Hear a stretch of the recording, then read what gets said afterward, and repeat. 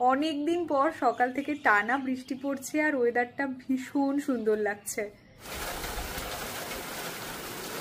অবশেষে প্যাচ প্যাচে অস্বস্তিকর গরম কাটিয়ে বর্ষাকাল এলো। যদিও বর্ষাকাল আমার খুব একটা ভালো লাগে না, কারণ বাড়ি থেকে বেরোলেই চারিদিকে এদিক ওদিক জল জমে থাকে। আর এদিকে আজ সকালে এডিটিং থেকে শুরু করে বিজনেসের বেশ কিছু কাজ ছিল, সেগুলো কমপ্লিট করে নিলাম। সেদিনের ব্লগে তোমরা দেখেইছিলে যে ফ্রাইডে দাদা যেহেতু বাড়িতে ছিল না, তাই ইছাপুরে জয়ন্তিকা শ্যুটটা হয়নি, তাই আজ বিকেলে আমাকে যেতে বলা হয়েছে। সোদপুর থেকে ট্রেনে উঠে পেট পুজো করতে করতে অবশেষে ইছাপুর পৌঁছলাম। আর তোমরা অনেকেই বলো যে দিদি তোমার হেয়ারস্টাইলটা একটু চেঞ্জ করো, তাই আজ আমি একটু ব্যাক কম্বিং করে সাইড ক্লিপ দিয়ে হেয়ারটাকে সিকিউর করে এইভাবে নতুন কিছু করার চেষ্টা করেছি। আজ যে শাড়িটা আমি পরেছি এটা একটা হ্যান্ড ব্লক কাতান সিল্ক শাড়ি। জানো তো আমি আগে কখনো এরকম টকটকে লাল রঙের শাড়ি পরিনি, তাই শাড়িটা পরার সময় আমায় কেমন দেখতে লাগবে সেই নিয়ে একটু ইতস্তত বোধ হচ্ছিল। যদিও শাড়ি, ব্লাউজ, জুয়েলারি, হেয়ারস্টাইল সব মিলিয়ে আজকে লুকটা আমার বেশ ভালোই লেগেছে। তোমাদের কেমন লাগলো কমেন্ট করে অবশ্যই জানিও। আমি এই বিষয়টা মনে প্রাণে বিশ্বাস করি যে শুধু শাড়ি পরলেই হলো না, সেই শাড়িটার সাথে কি জুয়েলারি পেয়ার করছো, কি ব্লাউজ পরছো, কেমন ভাবে সাজছো, এই সব কিছু ভীষণ ভাবে ম্যাটার করে। নইলে শাড়িটা যতই সুন্দর হোক না কেন, কখনোই শাড়িটার প্রকৃত সৌন্দর্য প্রকাশ পাবে না। আজকের লাইভে বেশ কিছু তসরের সালোয়ার স্যুট দেখিয়েছি, তার সঙ্গে ইনস্টাগ্রামের জন্য বেশ কিছু ফটোজ ভিডিওস নিয়ে আজকের মতো শুট শেষ করলাম। এখন আমি বাড়ি ফেরার জন্য তৈরি হয়ে গেছি। আজ বাড়ি থেকে বেরোনোর সময় বোনদেরকে বলে এসেছিলাম যে ফেরার সময় পেস্ট্রি নিয়ে আসবো, তাই মিয়া অমর থেকে সবার জন্য পেস্ট্রি নিয়ে নিলাম। চলো এখন বাড়ি যাই, দেখা হচ্ছে তোমাদের সঙ্গে পরের ব্লগে।